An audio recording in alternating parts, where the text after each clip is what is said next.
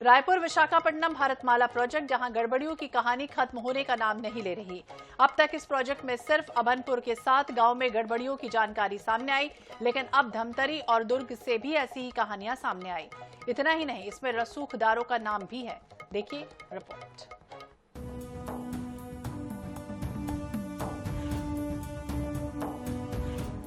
हरिभूमि और INH 24/7 ने दस्तावेजों के आधार पर लगातार भारतमाला प्रोजेक्ट से जुड़े खुलासे किए हैं।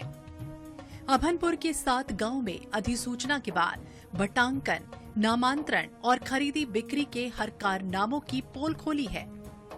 अब इसी तरह की जानकारी धमतरी जिले में भी सामने आ रही है, जहां मुआवजे के नाम पर शासन को करोड़ों की क्षति पहुंचाई गई।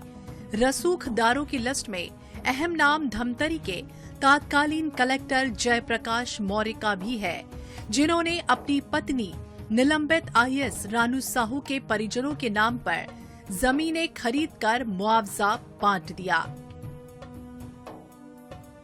तत्कालीन कलेक्टर जयप्रकाश मौर्य के परिजनों ने खरीदी जमीनें।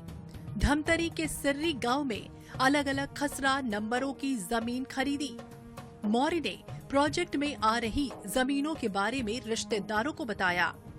मौर्य रानू साहू के परिजनों को 40 लाख से अधिक मुआवजा। हल्का नंबर 29 में खसरा नंबर 1545 को 24 टुकड़ों में बांटा। बांटी हुई जमीन का लिया भारी भरकम मुआवजा। दुर्ग में भी गड़बड़ियों को लेकर सामने आ रही हैं शिकायतें। यहाँ भी कई रसूखदारों के नाम मुआवजा की सूची में शामिल। इधर राजस्व मंत्री टंकराम वर्मा इन जानकारियों और शिकायतों के आधार पर जांच में विस्तार का दावा करते हैं, जबकि पूर्व मंत्री शिव डहरिया सख्ती से जांच की मांग कर रहे हैं। सभी जिलों का जांच होना है, सभी जिलों से प्रतिवेदन आना है, तो टाइम लिमिट नहीं किए थे, पर काम में तेजी है। आप देख रहे हैं कि रोज की रोज नई नई बात आ रही है। आज तो आप देखें कितने बड़े बड़े अधिकारी उसमें शामिल हैं और कैसे कैसे किए हैं।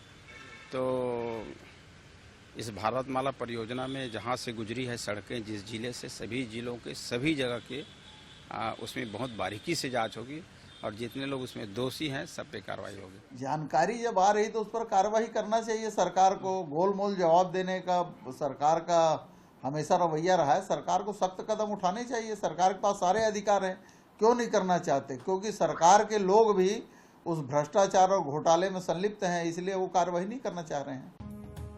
भारतमाला मुआवजा घोटाले की EOW जांच चल रही है। ऐसे में शासन को चूना लगाने वाले कई रसूखदारों की मुश्किलें आने वाले दिनों में और बढ़ सकती हैं। INH 24/7 के लिए रायपुर से गौरव शर्मा की रिपोर्ट।